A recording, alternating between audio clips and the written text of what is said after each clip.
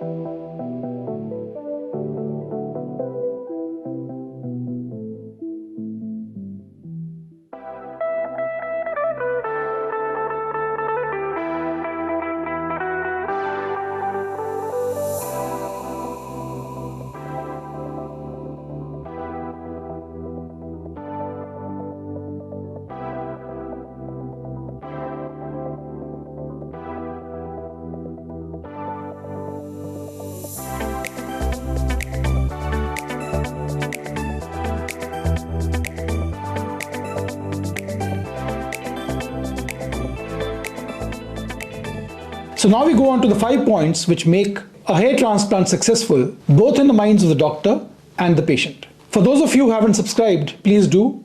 Your encouragement keeps this channel going. So now the first point is that a hair transplant should look youthful.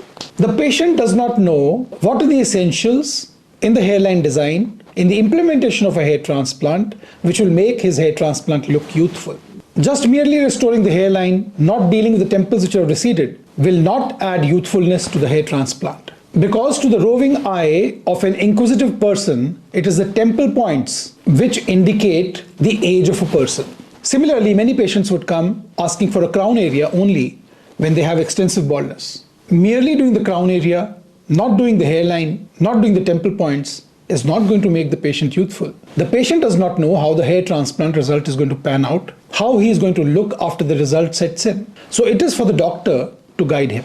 Patients also bring a photograph with them of their favorite movie star, of their favorite cricket star, wanting to look like him, wanting a hairline like him, wanting a head full of hair like him, wanting the youthfulness that their icon possesses. Well, a mere hair transplant is not going to give you a 360-degree transformation into youthfulness. The face as well has to be corrected. And increasingly, I have been offering my patients who come in for a hair transplant to look youthful, especially patients in the middle age, especially people who are above 30 years of age. We have been offering them Botox, fillers, and threads so as to restore the youthfulness in many more ways than what a hair transplant alone can achieve. These adjunctive treatments enhance the result of a hair transplant and help the patient achieve the third dimension of youthfulness by correcting his static lines, his dynamic lines, the effects of aging on his face, giving him an overall more aesthetic look. Also, a vast array of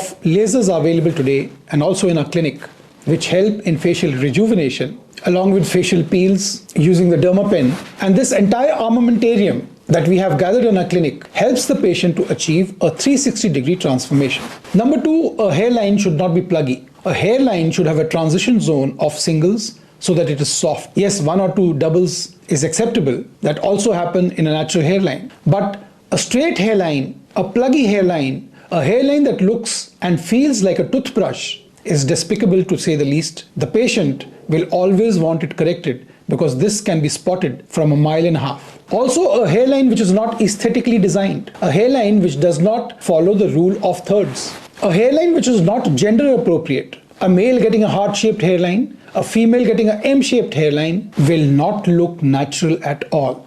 If a person gets such a hairline, he is better off than a hair transplant. At least he looks natural, because baldness is natural. A successful hair transplant is one which gives happiness to the patient by not being detectable, by being very subtle, a hair transplant which even his barber cannot tell.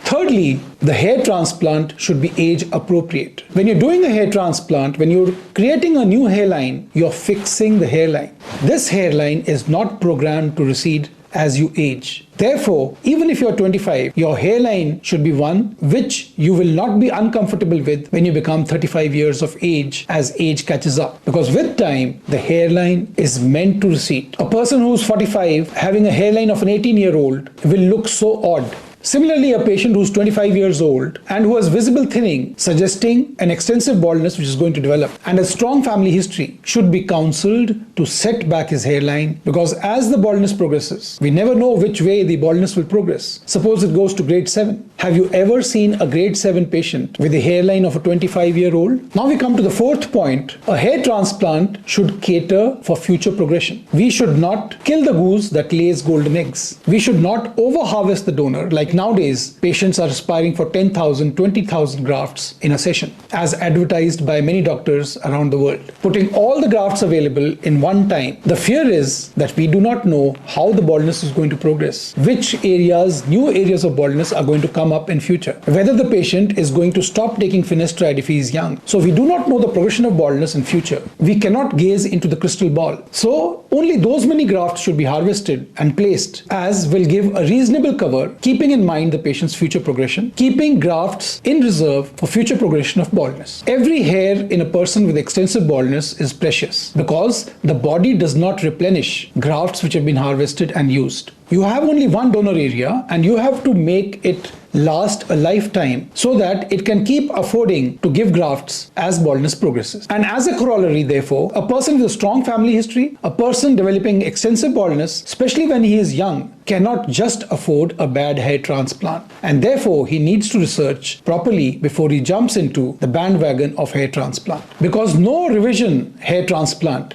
since you have limited scalp donor, is going to set you back to the state you would have been if you had had a reasonably done hair transplant. A hair transplant that was well thought of, a hair transplant which was skillfully implemented, a hair transplant with reasonable expectations. And now we come to the last point. A hair transplant should last a long time. A hair transplant is not going to last on its own. By itself, hair transplant is not the treatment for baldness. When a hair transplant is done, we are not reining in your genes of baldness. The baldness is bound to progress if it has to. Your genetics is going to make your pattern evolve. A hair transplant is not making this progression halt in its footsteps. It is just filling in the areas which have evolved till now due to your genetics. Any person coming for a hair transplant should understand this, because this is the truth, that a hair transplant is not reining in your genetics. It is just covering in the blanks. Asking your doctor unreasonably to put in as many grafts as is possible, say 10,000, 12,000, many people even advertise 20,000 grafts, so that you don't get a hair transplant in future, so that as far as hair transplant is concerned, you are done and dusted forever. No such thing happens in reality. For a year or two, you'll enjoy this result, this thick result with 12,000 grafts, but soon your baldness would be progressing. Even the planted grafts, which have been taken from the non-safe zone, the non-permanent zone, because that is how you will achieve this number, this fantastic number of 10,000, 20,000, will all begin to thin.